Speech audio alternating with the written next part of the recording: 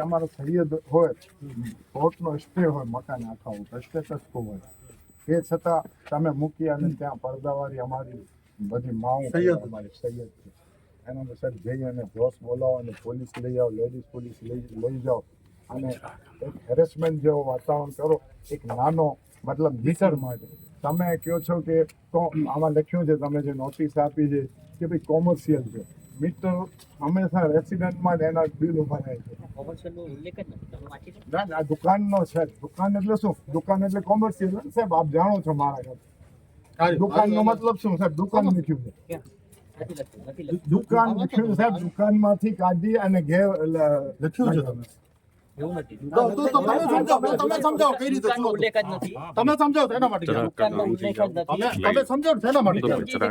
ત્યાંથી એમણે unauthorise shifting કરીને એમનું જે બીજું મકાન નવું બનાવ્યું ત્યાં શિફ્ટિંગ કર્યું છે, એ બાબતનો આ એવિડન્સ છે. હા છે. સાંભળો સાહેબ, એમાં કેટલો ટાઈમથી બિલ આવે છે? 12 મહિનાથી બિલ આવે છે. વધારે 12 મહિનાથી 2 વર્ષથી બિલ આવે છે સાહેબ. ત્યારે તમે શું કરતા હતા? 2 વર્ષથી બિલ આવે છે ઈના.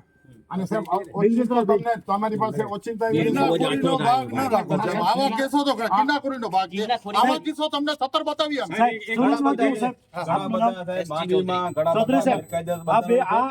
એને તોડો ને તમે, એને ત્યાં જાઓ ને તોડવા માટે, ત્યાં કેમ નથી જતા તમે? તમે રીતસર આ દેખાય છે, સ્પષ્ટ રીતે દેખાય છે કે આ વ્યક્તિને અને પોલીસ આમાં 2008 થી બિલ આવે છે. 2008 થી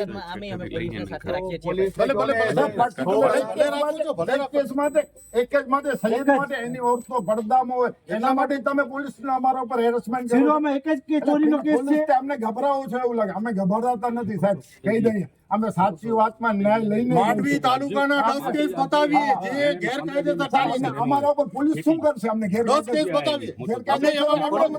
ગેરકાયદેસર તમે પ્રવેશ કર્યો છે સાહેબ.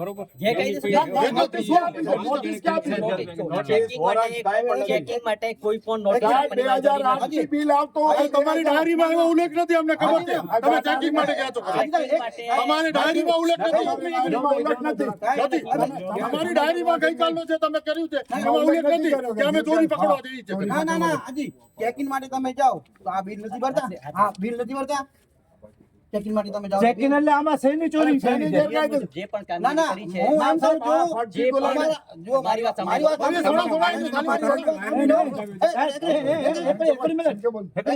સાહેબ 2008 થી બિલ ભરે છે, તમે શેની ચેકિંગ અને શેનું તમે ચોરી ગેરકાયદેસર પકડી? અનઓથોરાઇઝ શિફ્ટિંગ છે, મીટર અનઓથોરાઇઝ શિફ્ટિંગ છે.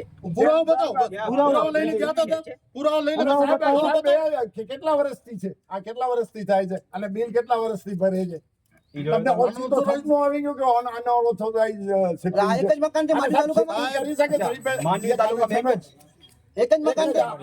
આજ કરે છે કાદર ચક ઇમામ. આમાં લખ્યું છે તમે દબાણમાં આવીને તમે કર્યું હોય. ગેરકાયદેસર રીતે વિશ્વાસ કરે છે, ગેર મીટર લાગેલું છે, ગેરકાયદેસર કેવી બિલ ભરે છે મહિના. જે જગ્યાએ મીટર કોઈના ઈશારે થતું હોય તો એ કીધું કે આના ઈશારે થઈ રહ્યું છે.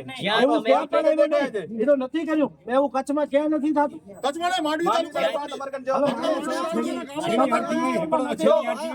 લોકો મેણાની અમે એમ નહીં, આજે હમણાં તમે પુરાવા ખેડૂતોને 26 વર્ષ થયો છે. હવે મુદ્દા ઉપર વાત કરીએ. 26 વર્ષ જો પેન્ડિંગ પડી છે, તમે જે એક મિનિટ ભાઈ, વારાફરતી જે એક માણસ બોલતા જશે, બધા સાથે નહીં.